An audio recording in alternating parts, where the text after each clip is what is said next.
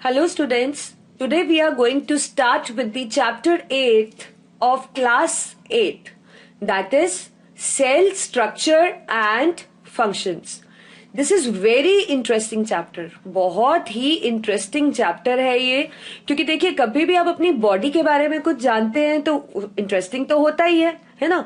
तो this we are going to start today. As you can see here is the figure. This is a basic structure of cell. And the one who you can see on the right side, that is the volunteer Robert Hooke. इनका इसके अंदर contribution बहुत ज्यादा है, क्योंकि ये जो cell के बारे में जो हमें मैक्सिमम इंफॉर्मेशन मिली या सेल के बारे में हमें जिन्होंने बताया वो कौन थे? Robert Hooke, as you can see in the figure. So I think you are ready to start with this interesting chapter, that is cell structure and functions. Topics to be covered in this chapter is cells, discoveries of cells, cell shape and size, cell number, basic structure of cell, cell organelles, and difference between plant and animal cell. तो ये सारे topics हम इस chapter के अंदर cover करेंगे. So we'll start with the basic thing. Let us compare tree with a potted plant. As you can see a beautiful tree this side, right? And likewise you see a potted plant also.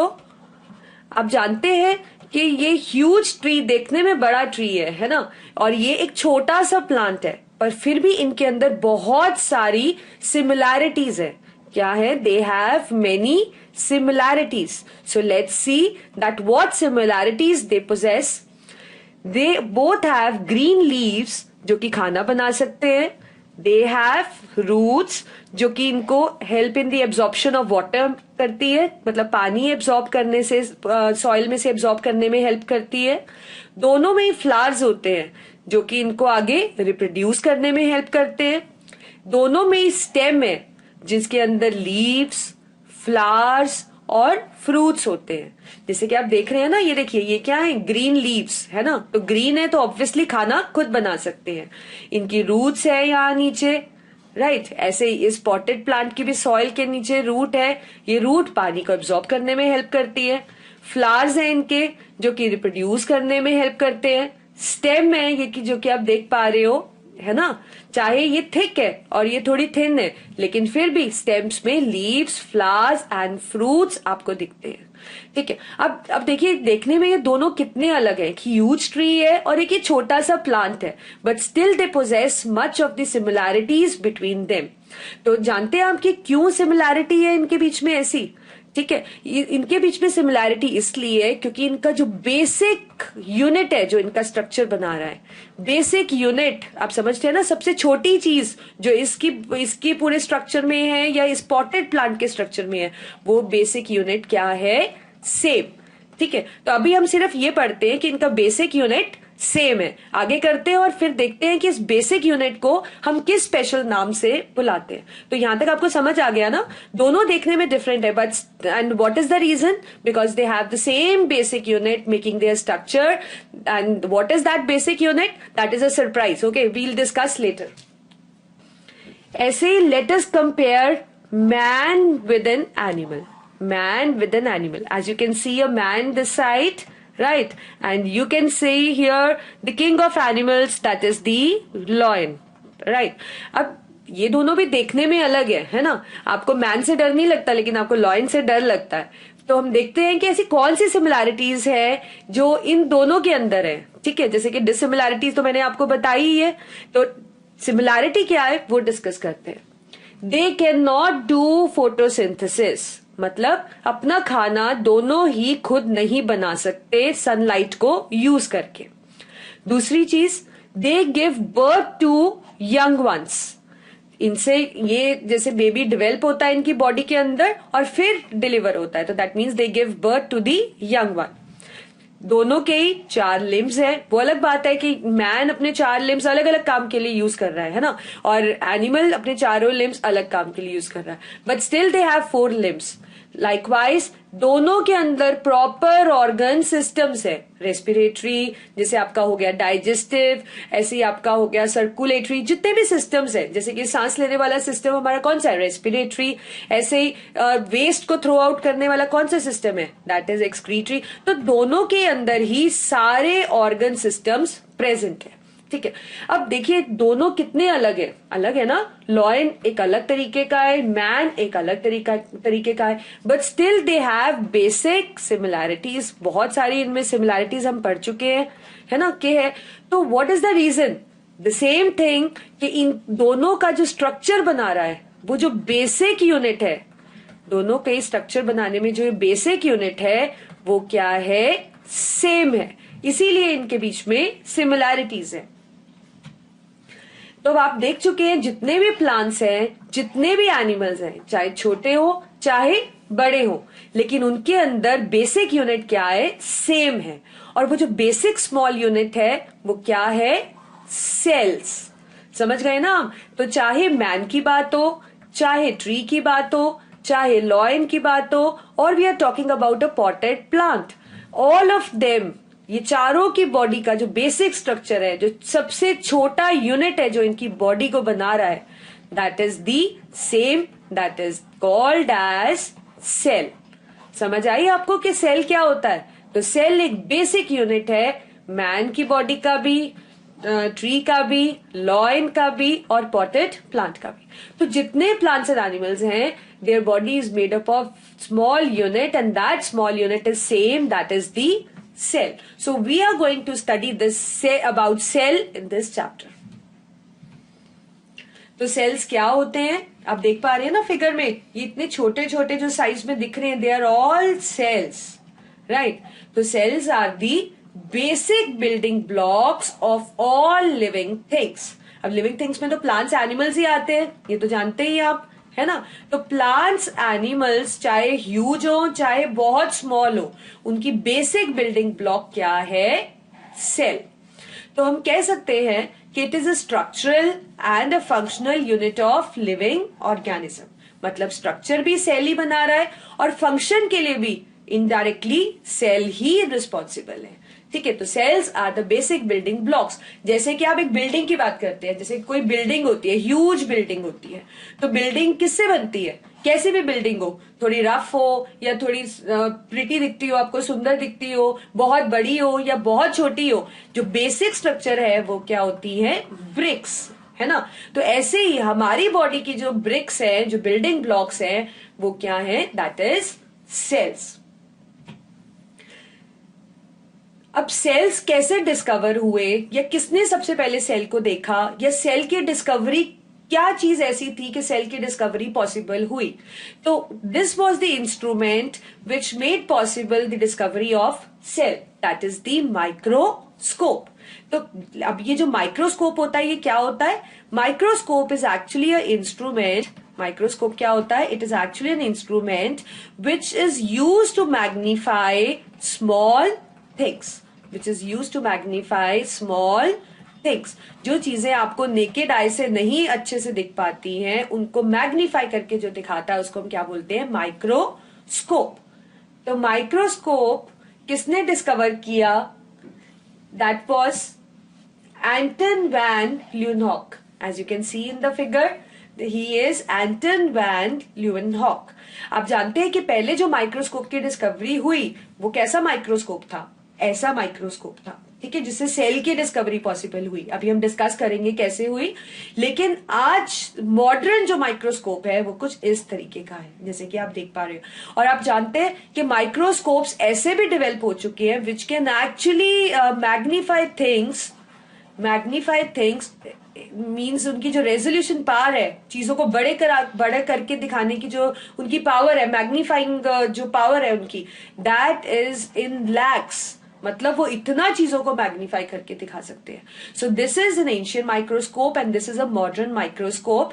तो microscope is an instrument जिसके कारण cell की discovery possible हुई. And who was the one who discovered microscope? He was the Anton van Leeuwenhoek, as you can see in the figure, the great man who actually discovered this instrument, और जिसके कारण आप बहुत छोटी चीजों को भी क्लियरली अच्छे से उनके कंपोनेंट्स को की विजिबिलिटी देख सकते, विजिबिलिटी है मतलब आप उनको देख सकते हैं अच्छे से.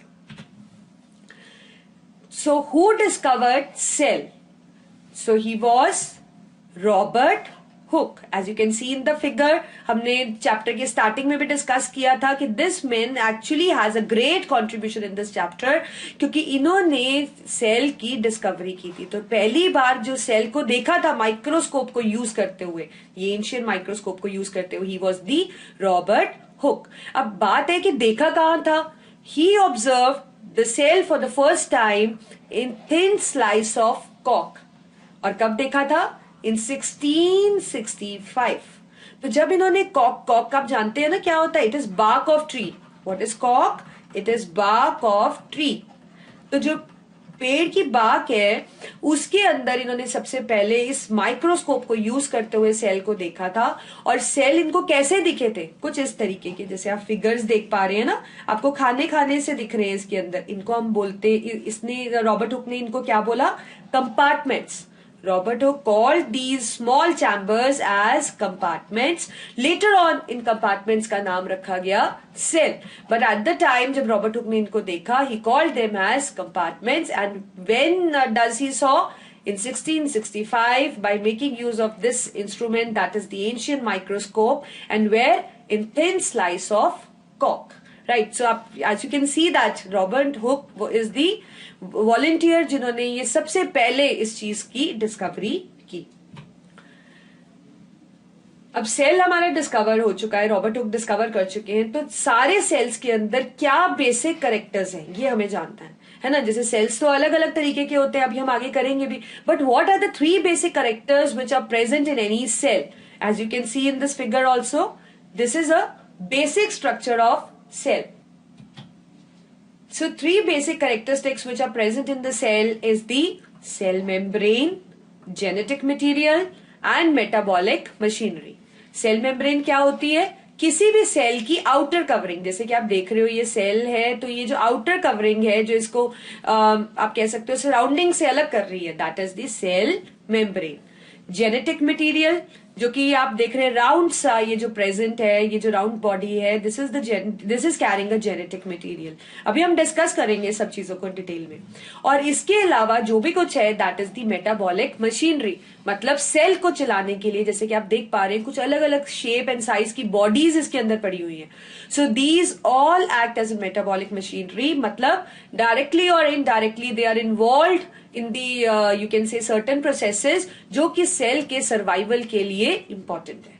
तो जितने भी सेल्स हैं, ये 3 चीजें तो डेफिनेटली उनके अंदर है ही. Cell membrane, genetic material and metabolic machinery. As you can see in the basic structure of the cell, case में cell membrane, genetic material and metabolic machinery is there. Detail में अभी सेल के components पढ़ने से पहले हम बात करते हैं कि सेल्स की शेप एंड साइज क्या होते हैं. तो ये सबसे इंपॉर्टेंट बात है कि जो शेप है सेल की, ठीक है, वो डिपेंड करती है कि सेल कौन सा फंक्शन करने वाला है. कि जैसे कि अभी हमने बात किया कि पूरी बॉडी का जो बेसिक स्ट्रक्चर है वो है सेल. तो आप समझ सकते हो कि एक बॉडी के अंदर कितने न्यूमरस सेल होंगे, बहुत सारे सेल्स होंगे, है ना. अलग अलग सिस्टम के अलग अलग तरह के सेल्स होंगे, अलग अलग सिस्टम के अलग अलग तरह के सेल्स होंगे. तो उन सेल्स की एक प्रॉपर अलग अलग तरह की कैरेक्टरिस्टिक्स होंगी, है ना. जैसे फॉर एग्जाम्पल अगर किसी सेल ने प्रोटेक्शन देनी है, जो प्रोटेक्शन के अंदर इन्वॉल्व है, बॉडी के अंदर तो बहुत सारे प्रोसेस हो रहे हैं ना, एक्सक्रीशन, प्रोटेक्शन, आप कह सकते हो सर्कुलेशन, ऐसे हर चीज सेल से ही तो बनी है. तो सेल ने कौन सा पार्ट बनाना है या उसने कौन सा फंक्शन करना है, उस तरह की पर्टिकुलर कैरेक्टरिस्टिक्स सेल के अंदर डेवलप होती है. तो basically the shape of the cell depend upon function it performs. मतलब कौन सा फंक्शन बॉडी में करने वाला है, उस अकॉर्डिंग उसकी शेप होती है. अब जो सेल की शेप है वो चेंज भी हो सकती है. मतलब सेल्स ऐसे भी हो सकते हैं जो अपनी शेप बदलते रहे और उनकी शेप सेम भी रह सकती है।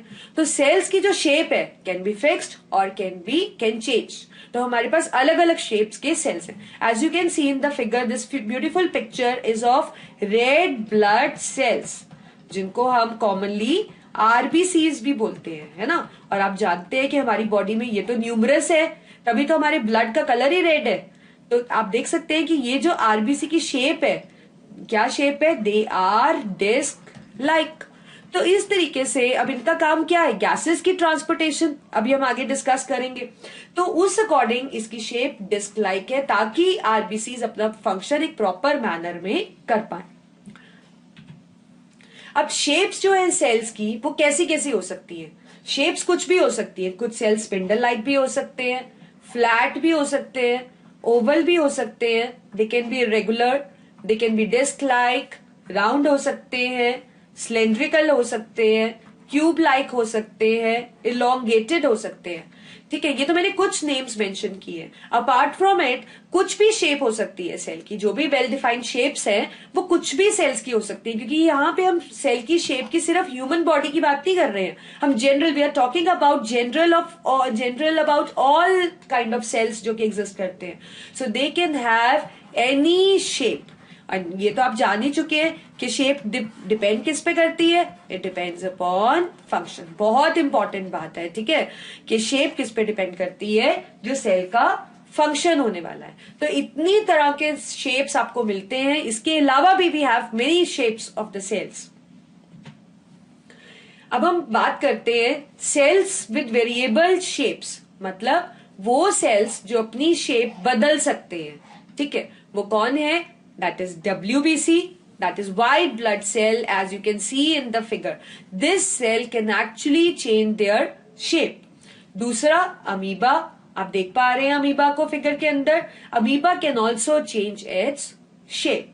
तो ये दो सेल्स हैं basic which can change their shapes, जैसे इनको शेप कर चाहिए ये अपनी शेप वैसे कर सकते हैं। So they are irregular actually, मतलब इनकी शेप बदलती रहती है, they don't have fix kind of shape, that is WBC and amoeba. अब देखते हैं कि और क्या क्या शेप्स हो सकती हैं। स्पिंडल शेप हो सकती है। स्पिंडल किसको कहते हो आप, स्पिंडल ऐसी शेप होती है which is narrow from ends and wider from middle. यहाँ जो साइड्स है वो क्या होती है, नैरो, पतली होती है, और बीच में से कंपैरेटिवली ये थिक होता है। तो this kind of shape is called as spindle. तो हमारी बॉडी में है spindle shape cells, that is the smooth muscle fibres. ये मसल्स हमारी बॉडी में डिफरेंट तरह की होती हैं, तो उसमें से स्मूथ मसल भी एक मसल होती है, जिनके सेल्स की शेप कैसी होती है, स्पिंडल शेप। हम सेल्स डिस्क लाइक भी हो सकते हैं, जैसे कि आप ये देख पा रहे हो, कितनी ब्यूटीफुल पिक्चर है आरबीसी की। Here you can see that they are disc like so example you have, that is the red blood cells. Cells can be branched like nerve cell. आप जानते हैं ये नर्व सेल जो है, जिसका काम है इंपल्सेस पास करना, इंपल्सेस मतलब मैसेजेस पास करना, कन्वे करना बॉडी के अंदर। तो this is nerve cell and as you can see that it is highly branched, बहुत सारी ब्रांचेस दिख रही हैं आपको इसकी। This is the nerve cell. So cell can be of this shape also. Cells can be flat also, as you can see in the figure, they appear to be flat. So they are the cells of the skin. It is an example of flat cells. Now let us talk about cell size. ऐसे ही अब size, जैसे shape बदल सकती है, ऐसे size भी cell का very कर सकता है। ठीक है, तो जैसे कि आप फिगर में देख पा रहे हैं, this is mycoplasma. The small, the tiny cells you can see as the mycoplasma, and you know that it is the smallest cell. It is the smallest cell. और size आप जानते हैं इसका कितना है? The size is 0.1 micron. 0.1 micron, which is approximately equal to 1 into 10 raised to power minus 11 meters. So you can think that how small is this cell, that is the mycoplasma. You can clearly see in the figure also. And if you talk about the largest cell, सबसे बड़ा cell, that is you can see in the figure, sees it is so large and it is an ostrich egg. And you know that what is the diameter of this ostrich egg? It is 17 centimeter. It is 17 centimeter. So this is the largest cell. So the smallest is the mycoplasma and the largest is the ostrich egg. And if we talk about man, like if we talk about, that was in general कि कौन सा सबसे छोटा cell है और कौन सा सबसे बड़ा सेल है. अगर अब हम मैन की बॉडी की बात करते हैं तो सबसे छोटा सेल मैन की बॉडी का कौन सा है? RBC, that is red blood cell, and its size is approximately equal to 6 to 8 mu m, which is equal to, or you can, if we talk about its diameter, then it is approximately 9 into 10 raised to power minus 6 meter. So it is so small. And if we talk about the longest cell of the man's body, it is the nerve cell. As you can see, क्योंकि इसका काम ही क्या है? Messages pass करना, पूरी body में messages pass करना. So it is very long and branched also, and you know that its size actually can range up to 100 microns. इतना बड़ा हो सकता है. Maximum size can be of 100 microns. So this is the smallest cell of a body, that is RBC, and this is the longest cell of the body, that is the nerve cell. Now we'll talk about cell number. अब जो cell का number है कि कितने number of sales है जो body बना रहे हैं, किसी बॉडी में एक सेल है या बहुत सारे सेल्स हैं, ठीक है, तो सेल के नंबर के अकॉर्डिंग हम ऑर्गेनिजम्स को क्लासिफाई करते हैं. तो कुछ ऑर्गेनिजम्स यूनिसेलुलर हैं. Uni means one, so that means they have single celled body. They have single celled body, एक ही सेल से बनी है इनकी बॉडी, like amoeba, as you can see in the figure also. And we can have another classification, that is multicellular. Multi means many. So we can have certain organisms जो कि बहुत सारे cells हैं उनकी body में, they are multi-celled. Example, man. हमारी body में बहुत सारे cells हैं, so we are multicellular. And the one which have only one cell, that is unicellular. Now, as you know about cells shape also, size also, number also, and you know about the three basic structures also, so you can say the things which are present in the cell. So now it's the time to start with the cell structure. कि आपको पता होना चाहिए कि cell के अंदर basic चीजें क्या है और कैसे उनको हमने क्लासिफाई करा है और क्या उनका फंक्शन है. तो सेल का स्ट्रक्चर हम दो पार्ट्स में क्लासिफाई करते हैं. That is, one is the cell membrane, that is the covering. As you can see in the figure, this blue one is the cell membrane, and the protoplasm. So that means living the cell membrane, whatever is there inside. ये जो white white आपको दिख रहा है, जो green सी body दिख रही है, ये pink pink दिख रहा है, anything apart from cell membrane, जो भी कुछ है इसके अंदर, that is called as protoplasm. The basic cell consists of cell membrane, that is the covering, right, and apart from that everything जो कि इसके अंदर है, that is called as protoplasm. Now if we talk about protoplasm, so protoplasm जैसे कि मैंने आपको बताया cell membrane को छोड़कर बाकी जो भी कुछ है, that is protoplasm. So what is protoplasm actually? It is living material of the cell. Cell membrane के अलावा जो भी कुछ लिविंग मटेरियल है सेल के अंदर, that is called as protoplasm. Very important. And you know that this protoplasm is basically divided into two types. One is the nucleus, that is this green one, and this white portion जो कि पूरा cell बना है जिससे, that is the liquid, that is the cytoplasm. So protoplasm is the living material, right, divided into the liquid part, that is the cytoplasm, and this green body which is located inside the cell, that is the nucleus. So this is the basic, you can say, the structure of the cell. I think you got it. It has cell membrane and protoplasm, and protoplasm is further divided into liquid, that is the cytoplasm, and the nucleus. Now let us see that who discovered nucleus and who discovered protoplasm. So nucleus was discovered by this great man, that is the Robert Brown, as you can see. So he is the one जिसने nucleus को discover किया.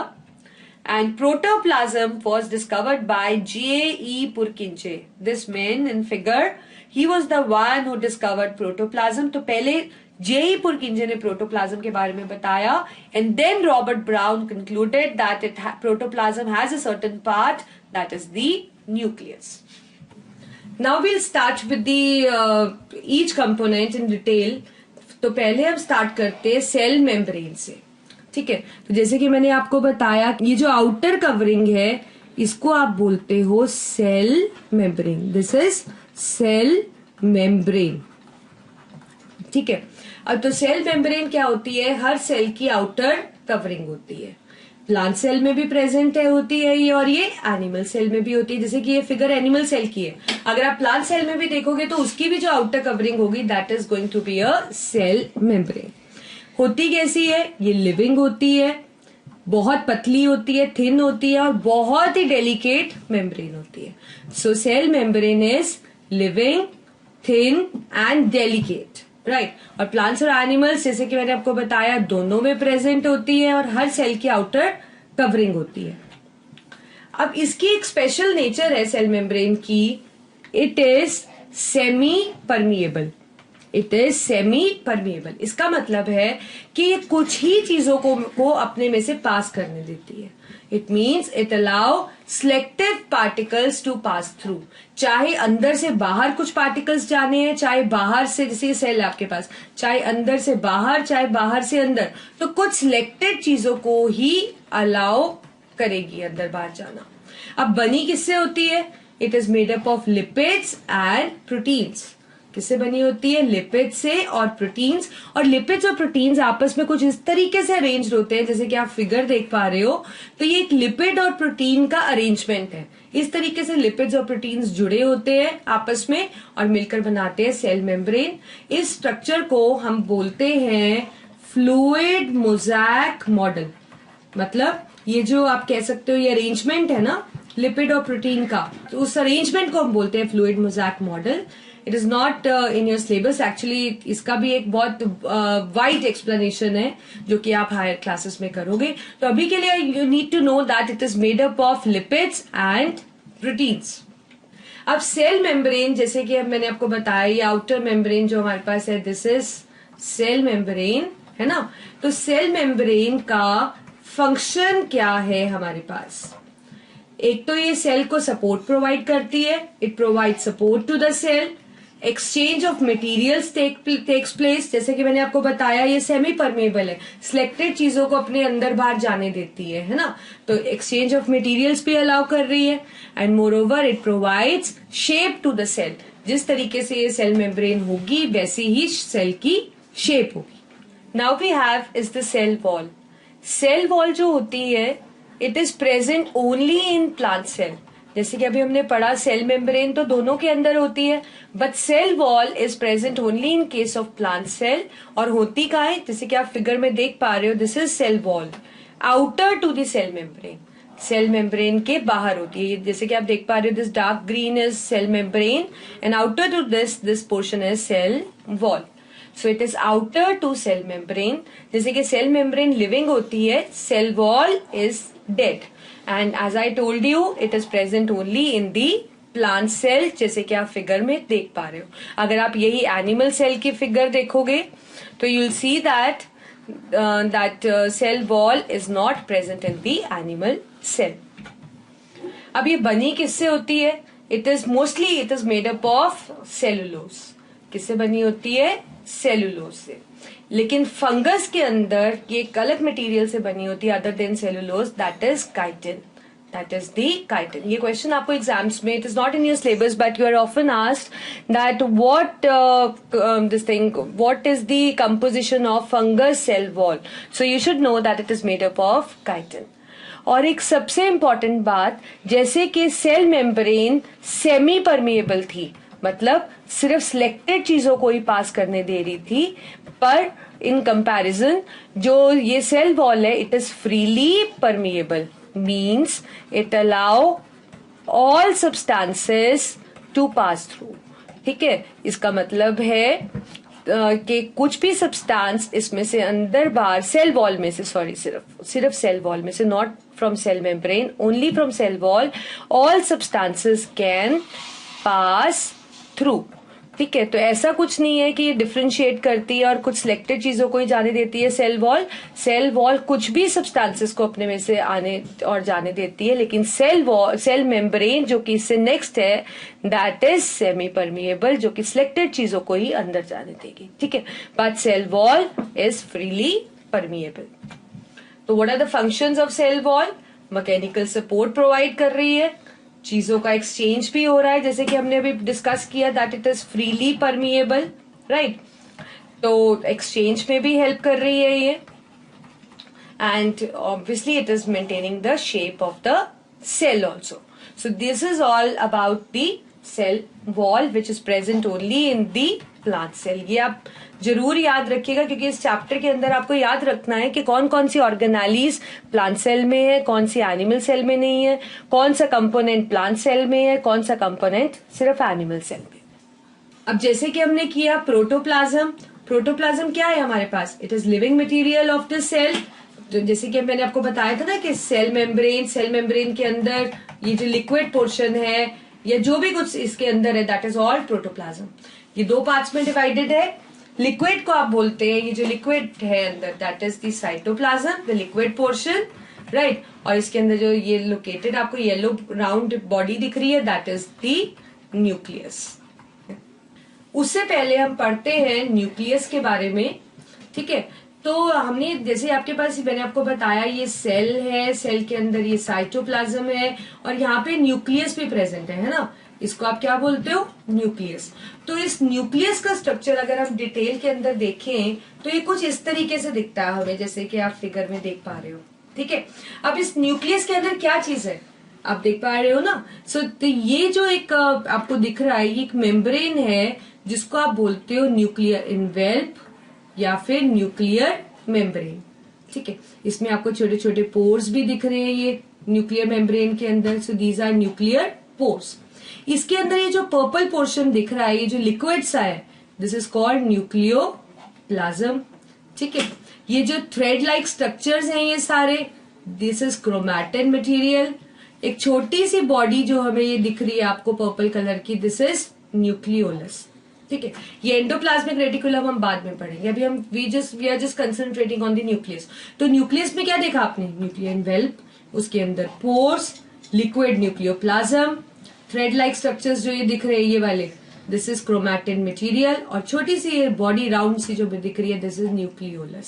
सो that means nucleus जो है cell के अंदर है and it consist of nuclear membrane, चाहे आप इसको बोल सकते हो न्यूक्लियर इनवेल्प, और लिक्विड पोर्शन न्यूक्लियोप्लाज्म, छोटी राउंड बॉडी न्यूक्लियोलस, और क्रोमैटिन मटेरियल को हमने एक और नाम दिया है, दैट इज न्यूक्लियर मटेरियल। तो ये चीज न्यूक्लियस के अंदर प्रेजेंट है।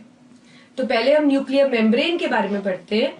न्यूक्लियर मेम्ब्रेन क्या है? ये जो न्यूक्लियस है, जैसे आपके पास ये न्यूक्लियस है ना, ये जो आपको देख रहे हो, ये जो आउटर मेम्ब्रेन है, इसको आप बोलते हो न्यूक्लियर इनवेल्प या फिर न्यूक्लियर मेम्ब्रेन, जिसके अंदर न्यूक्लियस की सब चीजें हैं। तो न्यूक्लियर मेम्ब्रेन एक मेम्ब्रेन है that separate nucleus from cytoplasm, और इस मेम्ब्रेन के अंदर कुछ छोटे छोटे पोर्स भी हैं, जैसे कि आप देख पा रहे हो फिगर में, ये छोटे छोटे पोर्स हैं, है ना। इन पोर्स से कुछ सिलेक्टेड एक्सचेंज हो सकता है, मतलब कुछ सिलेक्टेड चीजें अंदर बाहर जा सकती है, पर कौन सी चीजें? Only selected substances can pass through. Nucleoplasm, nucleus के अंदर, जैसे कि मैंने आपको बताया, ये न्यूक्लियर मेम्ब्रेन है, इसके अंदर पोर्स है ना। इसके अंदर जो लिक्विड प्रेजेंट है, इसको आप बोलते हो न्यूक्लियोप्लाज्म। ये जो पर्पल वाला पोर्शन है, दिस इज न्यूक्लियोप्लाज्म। तो ये जो न्यूक्लियोप्लाज्म है, दिस इज एक्चुअली है क्या? It is cytoplasm of nucleus. जो साइटोप्लाज्म सेल का न्यूक्लियस के अंदर आ गया, that is called as nucleoplasm. Nucleolus, एक छोटी सी राउंड बॉडी, ये जो आपने देखी है पर्पल कलर की, इसको हम बोलते हैं न्यूक्लियोलस। तो it is a small Oval body जो कि न्यूक्लियस के अंदर है। बनी किससे है? इसमें प्रोटीन्स है और इसके अंदर अपना जेनेटिक मटेरियल है जिसका नाम क्या है? आरएनए। आरएनए की फुल फॉर्म है ribo nucleic acid. Ribo nucleic acid, ये कुछ जेनेटिक मटेरियल्स होते हैं जो कि प्रेजेंट होते हैं। और जेनेटिक मटेरियल बेसिकली दो ही तरह के होते हैं, डीएनए और आरएनए। तो आप इनके बारे में और डिटेल में हाई क्लास में पढ़ेंगे। तो अभी के लिए आपको जानना है कि ये जो सेल के अंदर जो मेन पार्ट होता है that is the genetic material. ठीक है, जेनेटिक मटेरियल दो तरह के होते हैं, डीएनए और आरएनए। डीएनए की फुल फॉर्म होती है डीऑक्सी राइबो न्यूक्लिक एसिड। ठीक है, और आरएनए की फुल फॉर्म होती है राइबो न्यूक्लिक एसिड्स। तो ये इसके अंदर होते हैं। और इस न्यूक्लियोलस में होता क्या है, इसमें राइबोसोम की फॉर्मेशन होती है। अब राइबोसोम क्या है, क्या फंक्शन करते हैं, तो अभी हम आगे पढ़ेंगे। तो अभी के लिए आप सिर्फ याद रखेंगे कि ये जो न्यूक्लियोलस है it is a site for the ribosome formation. और राइबोसोम क्या है, राइबोसोम एक ऑर्गेनेली है, जैसे कि मैंने आपको बताया था कि organelles are certain bodies actually which are present in the cell, जो सेल के लिए डायरेक्टली और इनडायरेक्टली सेल को सर्वाइव करने के लिए हेल्प कर रही है। या तो they are synthesizing something for the cell, cell के लिए कुछ बना रही है, या सेल की कुछ हार्मफुल चीजें खत्म कर रही हैं। तो मतलब और भी बहुत सारे फंक्शंस हैं जो ऑर्गेनेलीज कर रही हैं। तो इस तरीके से राइबोसोम भी एक ऑर्गेनेली है। वो राइबोसोम ऑर्गेनेली कहाँ बनती है, it is formed in the nucleolus. उसके अलावा न्यूक्लियस में जो है that is the nuclear material. As you can see these thread-like structures, right? These are nuclear material, also called as chromatin material. ये इनको हम क्या बोलते हैं, जैसे ये थ्रेड, ये क्या होते हैं, शुरू में ये थ्रेड जैसे होते हैं इस तरीके से, तो आप इनको बोलते हो क्रोमैटिन मटेरियल। लेटर ऑन ये जो थोड़े थिक होकर they turn into a chromosome. Chromosome इस तरीके का होता है। ठीक है, यही थ्रेड लाइक स्ट्रक्चर्स जब थ्रेड की फॉर्म में हो तो इनको बोलते हैं हम क्रोमैटिन मटेरियल। यही मेन चीज है न्यूक्लियस की। फिर ये कंडेंस होकर क्या बनाते हैं, क्रोमोसोम। क्रोमोसोम आप देख रहे हो ना कैसे दिखते हैं, रिबन टाइप, कुछ कुछ रिबन की तरह हमें लगते हैं। तो ये जो क्रोमोसोम है ये किससे बने हैं, जेनेटिक मटेरियल डीएनए और प्रोटीन से। और इन क्रोमोसोम्स पे छोटे छोटे सेगमेंट्स होते हैं, छोटे छोटे आप कह सकते हो पॉइंट लाइक स्ट्रक्चर्स होते हैं, जिनको हम क्या बोलते हैं, जीन्स। क्या बोलते हैं, genes. Genes are very important as they are hereditary vehicles. जैसे कि आप देखते हो कि आप जैसे आपके पेरेंट्स से कुछ रिजेम्बलेंस होती है आपकी, है ना। आइदर सपोज आप कहो कि मदर है, उनकी आईज क्या है, ब्लू है। ठीक है, उनका बेबी हुआ, बेबी की भी आईज क्या है, ब्लू है। तो वो ब्लू आईज वाला फीचर कहाँ से आया, मदर से ही आया। हम एज्यूम करते हैं कि फादर की आईज क्या है, ब्लैक, और मदर की क्या है, ब्लू। तो और बेबी की आईज क्या हुई, सपोज हमने एग्जांपल लिया कि ब्लू हुई, तो ये मदर बेबी की आईज ब्लू कैसे हुई, ये ब्लू वाला फीचर, ये जो हर फीचर होता है हमारे अंदर that is controlled by gene. तो ये जो ब्लू आईज वाला फीचर है, इसका मतलब मदर से ये जीन्स, ये करेक्टर जीन्स के थ्रू बेबी के अंदर आया। तो हम कहते हैं जो जीन्स हैं दे आर हेरिडिटरी व्हीकल्स, क्योंकि ये करेक्टर्स आप कह सकते हो, ये क्या करते हैं, ये करेक्टर्स जो है वो पेरेंट्स से बच्चे के अंदर लाते हैं। बच्चे को हम क्या बोल देते हैं, ऑफस्प्रिंग टेक्निकल लैंग्वेज में। तो ये जो करेक्टर्स हैं, जो पेरेंट्स से ऑफस्प्रिंग फ्लो करते हैं करेक्टर्स, वो किसके थ्रू करते हैं, दे फ्लो थ्रू जीन्स, राइट। तो आप समझ गए ना कि न्यूक्लियर मटेरियल क्या है, थ्रेड लाइक स्ट्रक्चर जो लेटर ऑन कंडेंस होकर क्या बन जाता है, क्रोमोसोम। क्रोमोसोम किससे बने होते हैं, डीएनए से और प्रोटीन से। ठीक है, और क्रोमोसोम कैसे दिखते हैं, रिबन लाइक। इन पे क्या है, कुछ छोटे छोटे सेगमेंट्स, जीन्स, जिनका काम है करेक्टर्स को पेरेंट्स से ऑफस्प्रिंग में ट्रांसफर करना। तो फंक्शन क्या है न्यूक्लियस का, एक तो इट रेगुलेट सेल साइकिल। जो सेल से सेल बनते हैं तो वो जो डिवीजन है वो किसके थ्रू होती है, न्यूक्लियस के थ्रू ही होती है। मेन मेटाबॉलिक एक्टिविटीज को कंट्रोल करता है, मतलब सेल मेटाबॉलिक एक्टिविटीज मतलब सेल के अंदर कुछ भी फॉर्म होना है या कुछ भी ब्रेक होना है या जो भी एक्टिविटी है सेल की, they are all called as metabolic activities. तो सारी मेटाबॉलिक एक्टिविटीज को यही रेगुलेट करता है। और जैसे कि आपने देखा इसके अंदर जीन्स हैं जो करेक्टर्स को पेरेंट्स से ऑफस्प्रिंग में लाते हैं। तो ये सारे फंक्शन न्यूक्लियस के, आप कह सकते हैं कि nucleus is actually a brain of cell. सारी इंफॉर्मेशन सेल की किसके अंदर होती है? न्यूक्लियस के। Now we have is the cytoplasm. तो जैसे कि मैंने आपको बताया, जो भी इस सेल के अंदर लिक्विड पोर्शन है, right, all liquid material of the cell which is present inside the cell membrane, that is called as cytoplasm. और आप देख रहे हो कितनी अलग अलग तरह की शेप ऑफ बॉडीज हैं इसके अंदर, है ना? These all are called as organelles. Very important, क्योंकि organelles ही तो मेटाबॉलिक मशीनरी बनाती हैं सेल की। सेल के अंदर क्या चीज करनी है, किस टाइम, या कुछ बनाना है या कुछ तोड़ना है, जो भी काम है सेल का, तो they are actually forming the metabolic machinery. So as you can see in the figure, ये बाहर आउटलाइन वाला तो हमारा सेल मेम्ब्रेन हो गया, it is not an organelle, है ना? अपार्ट फ्रॉम दैट, ये जो ग्रे वाला पोर्शन है, this is all cytoplasm, right? And this you can C, we'll start with this, these all green ones, they are vacuole, right? They are vacuole.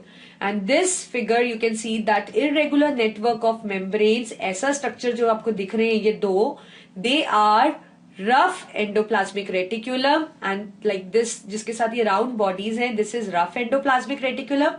और इसी तरीके का structure जिसके अंदर ये छोटी छोटी bodies नहीं है, this is smooth endoplasmic reticulum. ठीक है, अभी हम डिस्कस करेंगे अभी आगे कि इनमें फर्क क्या है। तो अभी हम सिर्फ लोकेट कर रहे हैं कि कौन कौन सी ऑर्गेनाली हमें इस फिगर में दिख पा रही है। This structure, the stat structure, this is the Golgi apparatus, right? These pink bodies, as you can see, they are lysosomes. These small structures, as you can see here, is ribosome, right?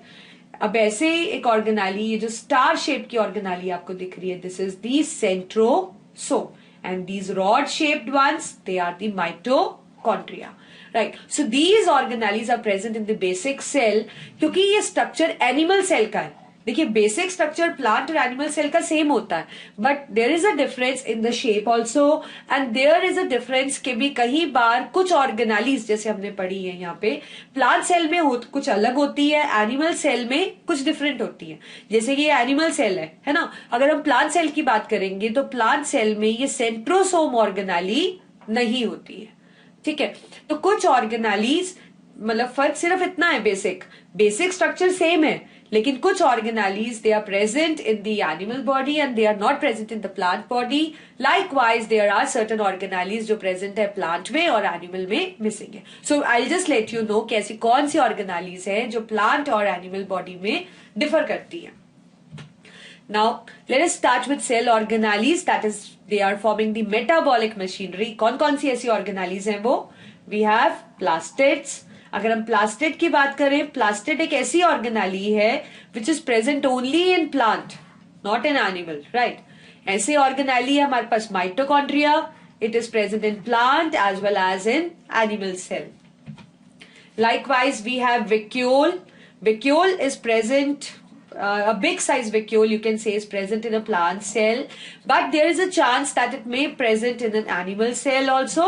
पर अगर ये animal cell में होता है तो सिर्फ temporary होता है, ठीक है? अभी डिस्कस करेंगे आगे हम कि what is vacuole. As you can see in the figure that these green structures are vacuole present in the animal cell, right?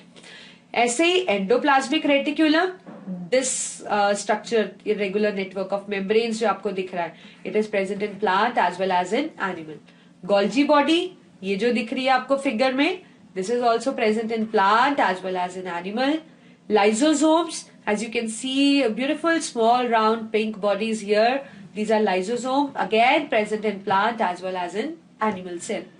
So we are going to study in detail the first organelle, that is the plastid. जो plastid जो organelle है, इसकी खास बात है, it is present only in plant cell. ये हमें animal cell के अंदर नहीं मिलती है. It is not found in animal cell, right? But it is definitely present in a plant cell. अब ये प्लास्टिड तीन तरह के होते हैं. ये होते हैं ल्यूकोप्लास्ट, क्रोमोप्लास्ट, क्लोरोप्लास्ट. जो ल्यूकोप्लास्ट है ये एक ऐसा प्लास्टिड है जो कि कलरलेस है, जिसका कोई कलर नहीं है. क्रोमोप्लास्ट एक ऐसा प्लास्टिड है जो कलर्ड है, ठीक है? और जो क्लोरोप्लास्ट है ये एक ऐसा प्लास्टिड है जिसका कलर क्या है, ग्रीन।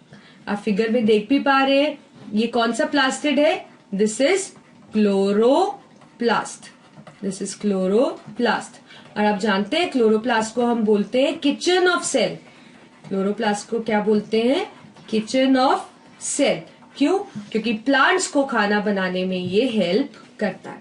ठीक है, जैसे कि आपको पता ही होगा कि प्लांट्स के अंदर खाना बनाने के लिए ग्रीन पिगमेंट की जरूरत होती है, जिसको बोलते हैं हम क्लोरोफिल, है ना। वो क्लोरोफिल कहाँ होती है, वो क्लोरोप्लास्ट में होती है। और क्लोरोप्लास्ट क्या है, एक प्लास्टिड। तो डायरेक्टली और इनडायरेक्टली आप कह सकते हो कि ये प्लांट को खाना बनाने में इसका इन्वॉल्वमेंट है, मतलब फोटोसिंथेसिस में इसका इन्वॉल्वमेंट है। फोटोसिंथेसिस आप जानते हो ना प्रोसेस, प्लांट्स अपना खाना बना सकते हैं लाइट की प्रेजेंस में। तो उसके लिए जो ये पिगमेंट है that is the chlorophyll present in chloroplast. तभी क्लोरोप्लास्ट को हम बोलते हैं किचन ऑफ सेल, क्योंकि इसी के अंदर खाना बनता है। अगर हम क्लोरोप्लास्ट को थोड़ा डिटेल में पढ़ना चाहें तो क्लोरोप्लास्ट एक डबल मेम्ब्रेन ऑर्गेनेली है। आप देख पा रहे हैं ना, इसकी डबल मेम्ब्रेन है, it is double membrane organelle. और इसके अंदर ये जो लाइट ग्रीन सा पोर्शन देख रहे हैं, this liquid is called as stroma.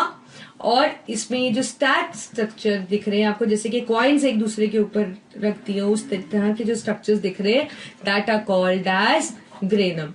ठीक है, तो this is structure of chloroplast. ठीक है, this is a structure of chloroplast, जैसे कि मैंने आपको बताया किचन ऑफ सेल। अब ये ग्रीन सा स्ट्रक्चर है, ये देखिए जो ग्रेना है, ये जो आप स्टैक्ड स्ट्रक्चर है, जब ये अकेला हो तो इसको बोलते हो आप थाइलोकॉइड। जब ये एक दूसरे के ऊपर ऐसे स्टैक्ड हो जाए तो इनको बोलते हैं आप ग्रेनम। आप देख पा रहे हो इनके अंदर ग्रीन कलर की कोई चीज आपको दिख रही है, this is the green pigment which is called as chlorophyll. और आप जानते हो इट हेल्प्स इन फोटोसिंथेसिस। ठीक है, तो ये है हमारे पास प्लास्टिड क्लोरोप्लास्ट। इसके अलावा जो और प्लास्टिड है उनके क्या फंक्शन है, क्लोरोप्लास्ट फोटोसिंथेसिस में हेल्प करता है, ये तो आप जान चुके हो। ल्यूकोप्लास्ट चीजों को स्टोर करता है like food, fats etcetera. And chromoplast which is a coloured plastid that impart colour to the flowers. ये फ्लावर्स को, फ्रूट्स एंड फ्लावर्स को कलर देता है। ठीक है, सो क्लोरोप्लास्ट फोटोसिंथेसिस में इन्वॉल्वमेंट है, leucoplast store food and other you can say things which need to be stored, और chromoplast impart colour to the flowers, fruits etcetera. And please do remember this organelle is present only in the plant cell. Now we are going to start with an interesting organelle that is the mitochondria. ठीक है, तो mitochondria जैसे कि आप figure में देख सकते हैं इस टाइप की ऑर्गेनेली है। तो कैसी शेप आपको लग रही है इसकी, it is rod shaped. Mitochondria की कैसी शेप है, रॉड लाइक। और आप देख सकते हैं कि इसमें दो मेम्ब्रेन्स हैं, एक तो ये आउटर मेम्ब्रेन है, ठीक है, और एक ये जो फोल्ड्स आपको दिख रहे हैं this is the inner membrane. So it has to membranes, one is the outer membrane and other is the inner membrane. Outer membrane देखिए तो दैट इज पोरस, मतलब चीजें अंदर बाहर आ सकती हैं इस पे। And if you talk about inner membrane, तो ये जो फोल्ड्स आपको दिख रहे हैं it is actually folded and these folds are called as crista. This is called as crista. और इन फोल्ड्स के अंदर कुछ स्मॉल बॉडीज हैं जिनको हम बोलते हैं oxysomes. So this you are going to study in the higher class that what function actually these bodies have. तो अभी के लिए क्या पढ़ेंगे कि it has an outer membrane which is continuous but porous. अंदर की मेम्ब्रेन फोल्डेड है, जिस फोल्ड्स को आपने बोला है क्रिस्टा, और कुछ बॉडीज है जिनको आप बोलते हो oxysomes, and the function will discuss in the higher class. Now इसके अंदर जो फ्लूइड है that is called as matrix. The fluid which is present in mitochondria that is called as matrix. और उसकी फ्लूइड के अंदर क्या चीजें हैं? जेनेटिक मटेरियल डीएनए और राइबोसोम्स. एक और ऑर्गेनेली प्रेजेंट है राइबोसोम्स. तो क्वेश्चन आपको ऐसा आ सकता है कि एक ऑर्गेनेली बताइए which has its own genetic material. So that can be mitochondria. तो mitochondria is an organelle which has its own DNA, right? और उसके अलावा इसके अंदर राइबोसोम्स भी है. ठीक है, तो अब फंक्शन क्या है इस माइटोकॉन्ड्रिया का? It actually produce energy. बहुत इंपॉर्टेंट फंक्शन है इसका. इसके अंदर क्या होता है? ब्रेकडाउन ऑफ फूड, जो फूड होता है उसका क्या होता है, ब्रेकडाउन, ठीक है। और जब फूड का ब्रेकडाउन होता है तो ऑब्वियसली फूड खाते हैं एनर्जी के लिए, तो फूड का जब ब्रेकडाउन होगा तो उससे क्या प्रोड्यूस होगी, एनर्जी। तो यही काम है इस माइटोकॉन्ड्रिया का, that here the breakdown of food occurs which produce energy, और एनर्जी भी केमिकल फॉर्म में होती है, and that chemical form is called as ATP. जो केमिकल फॉर्म है एनर्जी की उसका क्या नाम है, ATP. What is ATP? It is adenosine triphosphate. So ATP, that is adenosine triphosphate, is the chemical form of energy which is produced inside the cell, where in mitochondria, as a result of breakdown of food. मतलब food का breakdown हुआ, उससे energy बनी, energy किस form में थी, chemical form में, और वो केमिकल फॉर्म क्या है, दैट इज एटीपी, राइट। तो इस माइटोकॉन्ड्रिया को हम एक स्पेशल नाम से एड्रेस करते हैं, that is power house of cell. जैसे कि पावर हाउस से आपको क्या मिलती है, पावर मिलती है, तो सेल का जो पावर हाउस है दैट इज माइटोकॉन्ड्रिया, क्योंकि सेल की पावर क्या है, एटीपी, और वो कौन दे रहा है, mitochondria. So that is why it is called as powerhouse of cell. So this question you can get in paper, that name powerhouse of cell, then you need to write mitochondria. And if it is asked that why it is called as powerhouse of cell, then you need to write, because here the breakdown of food take place that produce energy in a chemical form, that is ATP, which the cell can actually use to carry out various function. So that is the reason it is called as powerhouse, right? So this is the basic function of the mitochondria, कि इससे हमें क्या मिलती है, energy. और एक चीज और, आप जानते हैं ये जो एटीपी है, जो केमिकल फॉर्म ऑफ एनर्जी है, उसको एक स्पेशल नाम देते हैं, currency of cell. This is called as currency of cell. देखो करेंसी क्या होता है, करेंसी वो होता है जिसको आप स्पेंड कर सको, तो सेल की करेंसी क्या है, सेल के पास क्या है ऐसा कि वो स्पेंड कर सकता है, that is the energy, that is ATP. Next organelle है हमारे पास वैक्यूल। वैक्यूल कैसा दिखता है, ये जो ब्लू पोर्शन आप देख पा रहे हो, दिस इज वैक्यूल, ठीक है। इतना बड़ा वैक्यूल हमें प्लांट सेल के अंदर ही दिखता है, प्लांट सेल में बहुत बड़ा वैक्यूल होता है, ठीक है। तो what is vacuole? It is a fluid filled membrane, एक ऐसी मेम्ब्रेन जिसपे बहुत सारा फ्लूइड है, ठीक है।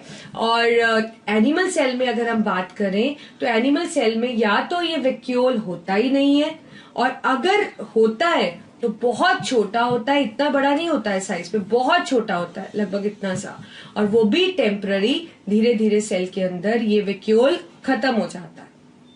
और अगर होता है एनिमल सेल में तो काम क्या करता है, सिर्फ स्टोरेज का, कुछ चीजों को अपने अंदर स्टोर करता है। तो समझ गए कि एनिमल सेल में या तो एब्सेंट होता है, अगर प्रेजेंट हो तो बहुत छोटा होता है साइज में, और टेम्पररी होता है, धीरे धीरे खत्म हो जाता है, और जब तक रहता है काम क्या करता है, स्टोरेज का। लेकिन प्लांट सेल में वैक्यूल बहुत बड़ा है साइज में, आप फिगर में देख पा रहे हैं ना, देखिए कितना बड़ा है, और परमानेंट होता है, ये खत्म नहीं होता सेल के अंदर। इसकी आउटर मेम्ब्रेन को प्लांट सेल में एक स्पेशल नाम से बुलाते हैं, टोनोप्लास्ट, ठीक है। और इस भरा क्या हुआ है, it is filled with fluid cell sap. इसके अंदर ये जो लिक्विड है दैट इज सेल सैप। अब काम क्या है वैक्यूल का, सेल को टर्जिडिटी देना, मतलब सेल के इसके अंदर जो ये फ्लूइड है वो सेल को टर्जिड रखता है, मतलब आप कह सकते हो कि इसके अंदर पानी का लेवल काफी रहता है। रिजिड, क्योंकि कोई भी चीज हार्ड होती है तो रिजिडिटी तो देती है, और दूसरा काम क्या है इसका इम्पोर्टेंट, स्टोरेज का, ये चीजें अपने अंदर स्टोर कर सकता है, ठीक है। तो याद रहेगा ना आपको कि जो वैक्यूल है प्लांट सेल के अंदर बहुत बड़ा है साइज में, इट इज वेरी बिग, और एनिमल सेल में या तो एब्सेंट है ही नहीं, और अगर है तो वो टेम्पररी है, और काम क्या है उसका, that is the storage. Otherwise plant cell में साइज इतना बड़ा होने करके it provides turgidity as well as rigidity to the cell. Next we have is endoplasmic reticulum. ये कुछ इस तरीके से दिखता है, it is actually you can say irregular network of membrane. इस तरीके से it is irregular network of membrane. ठीक है. और इसके जो कैविटी है उसके अंदर क्या है, फ्लूइड है. ये दो तरह का होता है एंडोप्लाज्मिक रेटिकुलम. एक तो RER जिसको आप बोलते हो रफ एंडोप्लाज्मिक रेटिकुलम, या फिर SCR जिसको आप बोलते हो स्मूथ एंडोप्लाज्मिक रेटिकुलम. तो इसमें फर्क क्या है, क्यों एक एंडोप्लाज्मिक को हम रफ कहते हैं, क्यों हम एक एंडोप्लाज्मिक को स्मूथ कहते हैं. रफ एंडोप्लाज्मिक रेटिकुलम वो है, जैसे कि मैं एक फिगर आपको बनाकर दिखाती हूँ इस तरीके से, जिसके साथ राइबोसोम जुड़े हुए हैं. एक ऑर्गेनेली छोटी छोटी आप बॉडी सी जो देख रहे हैं लगी हुई है, जिसको आप क्या बोलते हो, राइबोसोम. ठीक है. और स्मूथ एंडोप्लाज्मिक रेटिकुलम वो है जिसके अंदर सिर्फ इस तरीके का स्ट्रक्चर है, कोई राइबोसोम्स जुड़े नहीं हुए. ठीक है. तो रफ एंडोप्लाज्मिक रेटिकुलम के साथ राइबोसोम अटैच्ड है और स्मूथ के साथ ऐसे कोई राइबोसोम्स अटैच्ड नहीं है. अब काम क्या है एंडोप्लाज्मिक रेटिकुलम का? The smooth endoplasmic reticulum is going to synthesize fats for the cell. Cell में जो भी फैट्स की रिक्वायरमेंट है, जिसको आप लिपिड्स भी बोल देते हो, उसकी सिंथेसिस SCR करता है, मतलब स्मूथ एंडोप्लाज्मिक रेटिकुलम करता है. बाकी कोई भी एंडोप्लाज्मिक रेटिकुलम हो, वेदर इट इज RER और it is SCR, it is going to form a skeleton framework of cell. जैसे कि बोन्स एंड मसल्स आपका फ्रेमवर्क बनाती हैं, ऐसे सेल का फ्रेमवर्क कौन बनाता है, एंडोप्लाज्मिक रेटिकुलम. अब जैसे कि आपको पता है कि जो रफ एंडोप्लाज्मिक रेटिकुलम है, मैंने आपको बताया उसके साथ छोटी छोटी सी बॉडीज लगी हुई हैं जिनको आप राइबोसोम्स कहते हो. इन बॉडीज का काम है प्रोटीन बनाना. They synthesize protein. तो आप कह सकते हो कि डायरेक्टली और indirectly they are also involve in protein synthesis, this endoplasmic reticulum. तो आप कह सकते हो कि क्योंकि इनके साथ राइबोसोम जुड़े हुए हैं which carry on the protein synthesis, so that means surface of endoplasmic reticulum, particularly कौन सा, RER, that provide the site for protein synthesis. Smooth endoplasmic reticulum एक और फंक्शन करता है, इट हेल्प्स इन डिटॉक्सिफिकेशन. मतलब कोई भी हार्मफुल चीज सेल के अंदर एंटर हो जाए तो ये उसको हार्मलेस बनाता है, उसको डिटॉक्सिफाई करता है. बाकी जो एंडोप्लाज्मिक रेटिकुलम है, चाहे SCR हो चाहे RER हो, ठीक है, दोनों का ही काम है कि ये सेल मेम्ब्रेन बनाने में भी हेल्प करते हैं. किस तरीके से सेल मेम्ब्रेन बनती है, this you are going to study in the higher class. तो अभी आपको सिर्फ इतना जानना है कि they help in the formation of cell membrane. So these all functions are performed by endoplasmic reticulum. Next we have is Golgi apparatus, which is also called as Golgi body. ठीक है. ये कैसे दिखते हैं, जैसे कि आप फिगर में देख पा रहे हो, एक तरह से ये स्टैक्ड स्ट्रक्चर्स हैं जो एक दूसरे के ऊपर स्टैक्ड हुए हैं, है ना. और इनसे और भी एक फ्लूइड फिल्ड वेसल्स भी निकल रही हैं, जैसे कि आप देख पा रहे हो यहाँ पे. So these are stacked membranes having fluid filled vesicles. और ये जो स्टैक्ड स्ट्रक्चर्स है, इनको आप क्या बुलाते हो, सिस्टर्नी. इनको आप क्या बुलाते हो, सिस्टर्नी. ये जो स्टैक्ड मेम्ब्रेन्स हैं, these are called as cisternae. और प्लांट सेल में इसको एक स्पेशल नाम से बुलाते हैं, डिक्टियोसोम. तो वैसे जो नाम है दैट इज गोल्जी बॉडी, पर प्लांट सेल में इसका एक स्पेशल नाम है that is called as dictyosome. और सिस्टर्नी क्या है, स्टैक्ड मेम्ब्रेन्स. और ये जो है these are fluid filled vesicles which are joint with the Golgi body या गोल्जी apparatus. काम क्या है गोल्जी बॉडी का, एक तरह से पैकर्स एंड मूवर्स की तरह काम करते हैं. दे सिक्रीट, चीजें सिक्रीट भी करते हैं, पैकेजेस पैक भी करते हैं, and dispatch the cellular secretions. जो भी सेल की सामान है, सेल की कुछ चीजें हैं, ये सिक्रीट भी करते हैं, उनको पैक भी करते हैं इसके अंदर भर के, जैसे कि आप वेसिकल्स देख रहे हो, और जहां पे पहुंचानी है वहां पे पहुंचाते भी है. और indirectly they are involved in the formation of cell membrane also. So this you are going to do in the higher class, because it is a wide concept that how they actually form cell membrane. Got it? Now, so this is the Golgi body, and please don't forget that it is called as dictyosome also in case of plants. Next we have is lysosomes. Lysosomes कुछ इस तरीके की organelle है, spherical है और इनके अंदर बहुत पावरफुल डाइजेस्टिव एंजाइम्स।